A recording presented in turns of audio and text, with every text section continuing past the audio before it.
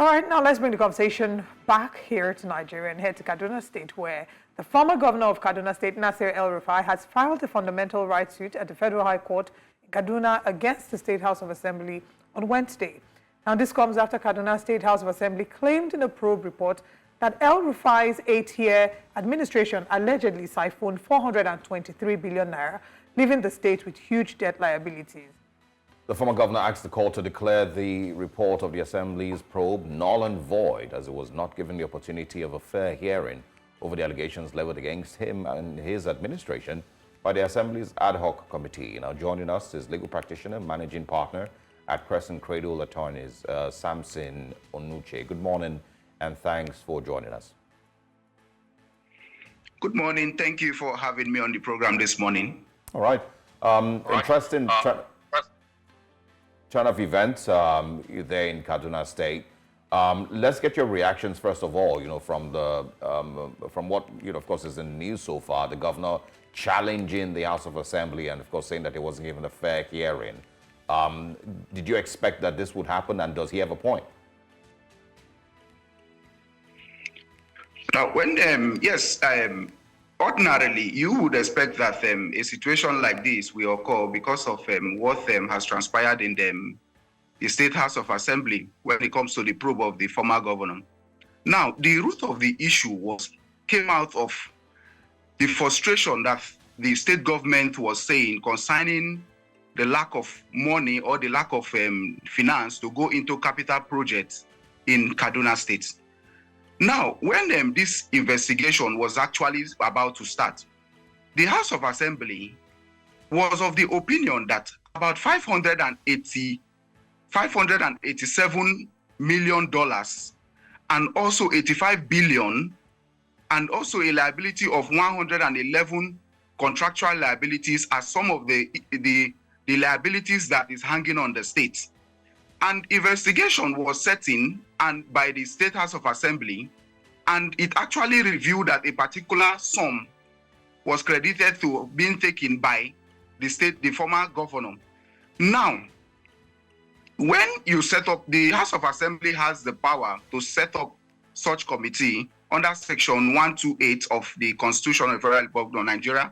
The House of Assembly has that power to set up an investigative panel to bring out a findings. But when such investigative panel is set up, based on the rules of fair hearing, according to Section 36 of the Constitution of the Federal Republic of Nigeria, when a party is involved in such issues and the findings of such a panel will affect such party, it is only wise that you will give that party fair hearing by inviting that party to come and defend himself. I wouldn't know if El-Rufai had been invited and he refused to attend to the invite, because you cannot force a man to defend himself. And if he has been invited and he neglect or refuse to heed to the invite, then there will be no complaint of fair hearing. But if he has not been invited, just as the State House of Assembly has the power to go into such investigation, as an individual that such criminal investigation will affect, he also has the right to go to court to complain that there was no right for fair hearing according to Section 36 of the Constitution. So it is expected, if he has not been given such invitation, it is expected that he can approach the court for remedy. But, this is, where, I feel like a lot of people also need some clarity. When you say that, or when he goes to the court to say he was given fair hearing, does this stop the committee from continuing with its investigation and putting forward its findings? Now, it doesn't stop the committee from going forward to give the investigation and also bringing out the findings. Because when you look at the findings of the committee, evidence were being taken, both documentary evidence, oral evidence, and also circumstantial evidence as the Constitution has mandated. Some members of that served in the government of El-Rufai from 2015 down to 2023 was also part of the investigation, and they submitted themselves and also submitted some documents. So findings can be made because witnesses appeared and document has been brought before, evidence has been brought before that panel. But if, however, that evidence will affect a particular person, that person needs to be invited personally to come and defend himself. It doesn't stop the committee bringing out their findings because other persons appeared, and the findings can actually relate to other persons that have appeared. But it is only the law that if that particular findings affects a particular person, which it has affected El-Rufai in this instance, he ought to be invited for fair hearing, for the purpose of fair hearing. I mean, so yes, like you've stated, he ought to be invited, but do you also see this as his way of stopping the committee from going on with its, responsibility of investigating the expenses of the previous administration? Because if he's simply saying, well, you didn't invite me for a fair hearing, would you expect that the committee, or if the court gives a ruling in his favor, that the committee would then drop it or stop its probe? I wouldn't expect that because the government is a continuous process. And even if the particular committee that is set up doesn't actually investigate this, a subsequent government can actually investigate. And if the court finds out that the allegation against the former governor is there, but he was not given fair hearing, and the court actually quashed that particular findings of the committee, it doesn't preclude the committee from going back to do that particular investigation back and setting up that panel and also investigating him to come and give his own side of the story. It doesn't preclude the right of that committee because it's a constitutional right that is guaranteed, and then the court cannot take it away. All right. So now that he's asked for the enforcement of his fundamental human rights, what would that look like? Now, in this instance, that there is a criminal probe is actually a serious issue because when the criminal matter is being investigated, that issue of fair hearing is not something that should be swept under the carpet. So now that he has approached the Federal High Court for the issues of fundamental right against his probe, the court has the power to quash every probe that has been as a nullity that affects the former governor El-Rufai. The court has that power. But the State House of Assembly also have the power to also initiate the same proceedings and going through the right steps. Yeah, I mean, the concern, that a lot of people have, and I also want to know, like you've mentioned, he would challenge, whether, he was given a fair hearing or not. For me, what I'm particular about, which I've already asked is, does that stop them from continuing with their probe? And if they're, a sincere new government in Kaduna State, then they maybe should, of course, start the process again and invite him for a fair hearing. Of course, give him his right of fair hearing. Let him also, share his thoughts. We've seen these things happen over and over and over again. It happened in Kaduna State with, in Kano State, I beg your pardon, when Abdullahi Ganduje was accused of stuffing dollars in his babariga, somehow, some way, the State House of Assembly, he went to court, and that case just never saw the light of day. Is it your expectation that that's exactly what might play out here? Because if a state government and its committee is bold enough to accuse the former government of mismanaging more than 400 billion naira, they should have some proof and be willing to prosecute to get those monies back for the state, I believe. So do you see that it's going to be the same trajectory of, just, putting clogs in the wheel and eventually the case goes nowhere? I wouldn't want to preempt the ruling that the court will give because everything is based on the circumstances of the case. So I wouldn't want to preempt with the ruling that the court may give, but it's a known fact that issues like this, politics come to play.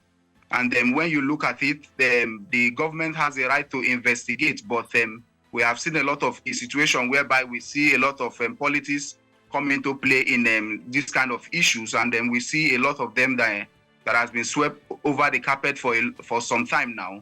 So, but I wouldn't want to preempt the court, and I wouldn't want to say this is what will be the outcome of this particular matter, or if the decision of the House of Assembly will be swept under the carpet and it will be of no effect. I wouldn't want to preempt, but I would want to also add that the politics, there is influence of politics inside, and we shouldn't forget that campaign actually starts from the first day you enter the office, and people have a lot of interest. So I wouldn't want to preempt what the court will say. Okay, just to double check with you, you're very well aware of the process of the investigation by the ad hoc committee established by the Kaduna State House of Assembly. Are you certain that witnesses were called? Was evidence taken? What is the typical process for investigating? Because according to him, he was not called, he wasn't given a chance to be heard. So can you maybe run us through the typical process of investigating this, if you're aware? Now, if the government have actually seen a particular situation and you look at them, like for instance, you look at the project that was allocated and you look at that project has not been implemented, and there is substantial evidence to see that something has not been done from what has been approved. The State House of Assembly, under Section 128, has the power to set up an investigating panel to look into such activity. But when such investigative panel is set up, the state government will have to serve a notice in the official gazette of the state notifying the public that this particular proceedings is about to take place, and this is the reason for the investigation that is about to go on. Now, when this thing has been served and the committee has been set up, a day will also be set up for witnesses to be called to address issues that borders on what the committee is investigating. I am aware that some members of some persons that serve in El-Rufai government were invited, and I'm also aware that the evidence were taken and documents were also brought before the committee, because this committee has the power to investigate because they approve the budget. And since they have the power to approve the budget, they also have the power to inquire how was this budget implemented, how was the money spent. So they have the power, and they have exercised that power by calling some persons in the government that was part of the implementation of this project, or that were privy to what was going on, or have some document to tender. So I'm aware that this procedure has been taken, and all these procedures were taken before the committee arrived at its conclusion and its findings. All right. But the only challenge that was there is that we cannot ascertain, or I cannot ascertain now, if this investigation or the invitation was extended to the former governor. So quickly, the committee also has the power to also summon a witness and also issue out a warrant to compel a witness to attend to its proceedings if such witness refuse to obey the summons. Great. Ms. Onuche, so quickly, what I want to know next is, if they carry out their investigation, right, the committee carries out investigation, finds reasonable proof that Malam El-Rufai is guilty, what happens next? Whose responsibility will it be to prosecute the former governor? I mean, the State House of Assembly may not have prosecutorial powers, I beg your pardon. So whose responsibility should it be next if they go ahead with the investigation and they find reasonable evidence that, he did commit these crimes?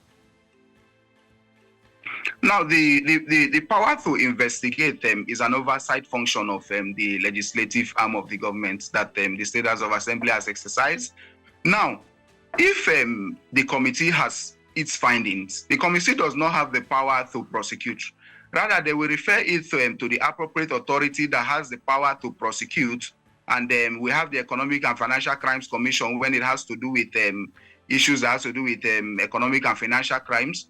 We also have the police doing prosecution, and we also have other regulatory agencies that are charged with prosecution. Now, the findings of the committee too can also be implemented by the state government, because when a committee makes the findings, they will definitely make findings on several aspects that they have investigated. So they will send that findings to the state government to actually implement the finding. And where there are criminal allegations, they will send it to the appropriate authority, just as I've earlier mentioned, for prosecution of those cases.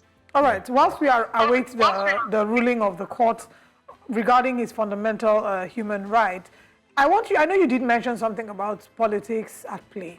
What are the chances that there is politics truly at play, especially seeing as the current governor and the former governor are both from the same political party?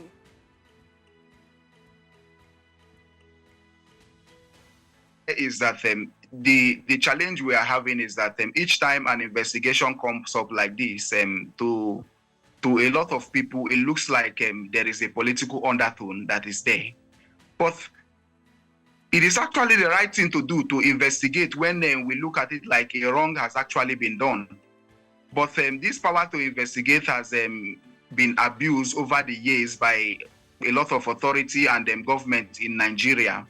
And we know that once you have an interest, although even if the governor has served 8 years tenure and he will not come back as a governor, he has an interest in the position because he's a stakeholder of the state. And he may have an interest in the next election. The next election, as a politician, you plan ahead and is not far away. So there are a lot of interests that will be there. So, but I wouldn't say that this is actually politically motivated, but we have seen situations whereby some allegations were politically motivated.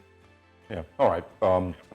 We'll definitely be speaking with you again, you know, of course, as we wait for the court's ruling and further developments in Kaduna State. Thank you very much for joining us, Samson Onuche, and have a brilliant day ahead. Thank you very much for having me on the show.